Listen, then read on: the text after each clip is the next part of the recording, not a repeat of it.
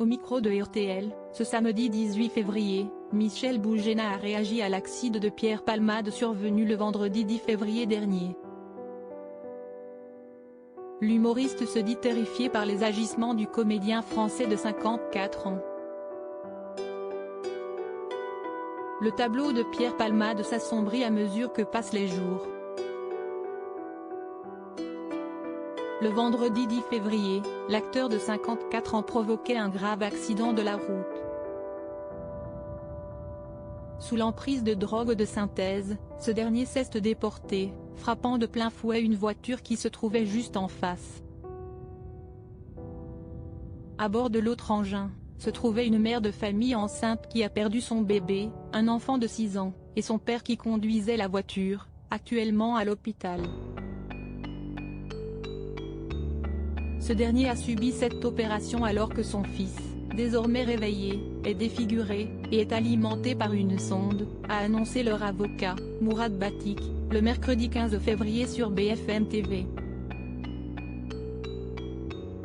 Ce samedi 18 février, on apprend que l'un des passagers, à bord de la voiture du comédien, lui aurait imploré de prendre le volant. Mais ce dernier aurait refusé catégoriquement, en prétextant qu'il souhaitait conduire lui-même, ont révélé nos confrères de RTL.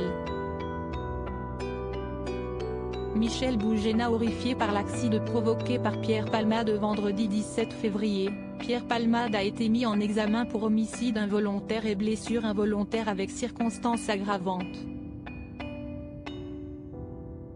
Ce samedi 18 février, Michel Boujena a pris la parole au micro d'Ophélie Meunier dans l'émission Le Grand Studio pour revenir sur ce tragique accident de la route, qui suscite la stupéfaction de nombreuses personnalités publiques. Si est-il le cas pour Sylvie Ortega Munoz, qui n'a pas mâché ses mots avec l'ancien ami de son défunt compagnon, Ludovic Chancel. L'animatrice radio a donc demandé à Michel Boujena si l'ancien mari de Véronique Sanson pouvait se sortir de ses addictions. Je crois aujourd'hui, hélas, si est terrible, qu'il ne s'agit pas de ses addictions. Je pense qu'il ne peut pas sortir de la situation dans laquelle il s'est mise. La culpabilité chez lui doit être incroyablement forte.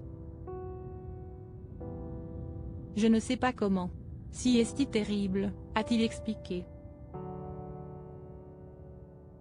Et d'ajouter au sujet de Pierre Palmade, ne me faites pas trop parler de ça. Ça me terrifie parce que je le connais, mais ça me terrifie aussi pour tous les gens qui souffrent de tout ça.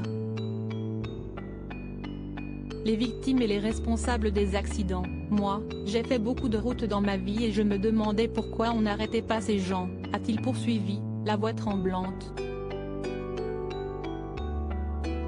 Il espère toutefois que cet accident, aussi terrible soit-il, puisse aider tous ceux qui se défoncent, comme des malades à se poser la question des conséquences de leurs actes et de la destruction que ça peut causer à soi et aux autres. Le message est passé.